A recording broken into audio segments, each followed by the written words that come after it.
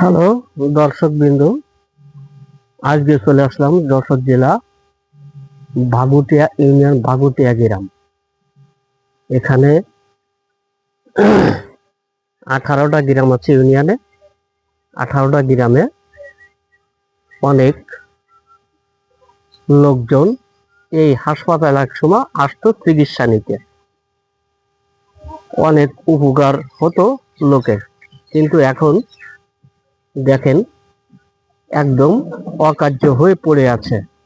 এখানে কোনো লোকজন নাই, হাসপাতালও চালু নাই। কিন্তু আমি সরকারের কাছে ফিরে আবেদন করি যে আমাদের পুনরায় এই হাসপাতালটা চালু করা হোক। এই হাসপাতালটা অনেক আগে, আমরা ছোটবেলায় অনেক উপকার পেয়েছি। এই হাসপাতালে অনেক উপকার হতো। ওষুধপত্র, জ্বরের ওষুধ, ঠান্ডা কাশির ওষুধ, বিভিন্ন রকমের ওষুধ, ঘা পাতলা চুলকনি, বিভিন্ন রকমের ওষুধ এখানে পাওয়া যেত। কিন্তু এখন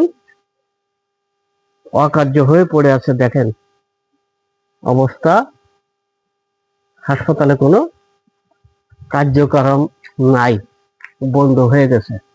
তাই আমাদের উপকারের জন্য আবারই সরকারের কাছে আবেদন করি যে আমাদের এই হাসপাতালটা আমাদের উপকারের জন্য আবার চালু করা হোক।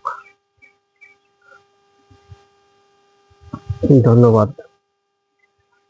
আর বেশি বেশি করে লাইক কমেন্ট শেয়ার করে দেবেন, সবার কাছে জানুক, এই ভিডিওটা পৌঁছায় যায়।